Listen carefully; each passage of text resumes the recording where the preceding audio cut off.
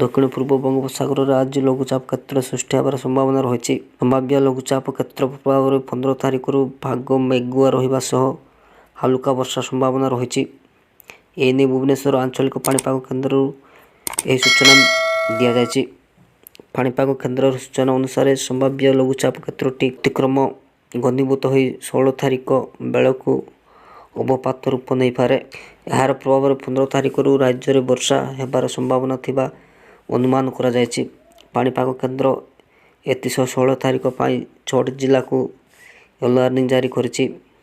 ପାଣିପାଗ କେନ୍ଦ୍ର ଏହି ସବୁ ଜିଲ୍ଲାଗୁଡ଼ିକ ହେଲା ଭଦ୍ରକ, କେନ୍ଦ୍ରାପଡ଼ା, କଟକ, ଜଗତସିଂହପୁର, ପୁରୀ ଓ ଗଞ୍ଜାମ। ଏସବୁ ଜିଲ୍ଲାରେ ବର୍ତ୍ତମାନ ଜିଲ୍ଲାମାନଙ୍କର ମଧ୍ୟରେ ବର୍ଷା ସହ ଘଡ଼ଘଡ଼ି ହେବାର ସମ୍ଭାବନା ରହିଛି।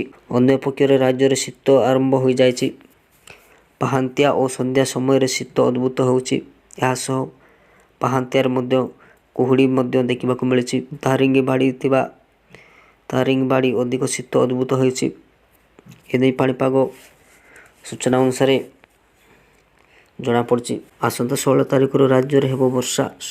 17 ତାରିଖରେ ଦକ୍ଷିଣ ଓ ଉପକୂଳ ଓଡ଼ିଶା ଭଲ ବର୍ଷା ସମ୍ଭାବନା ରହିଛି।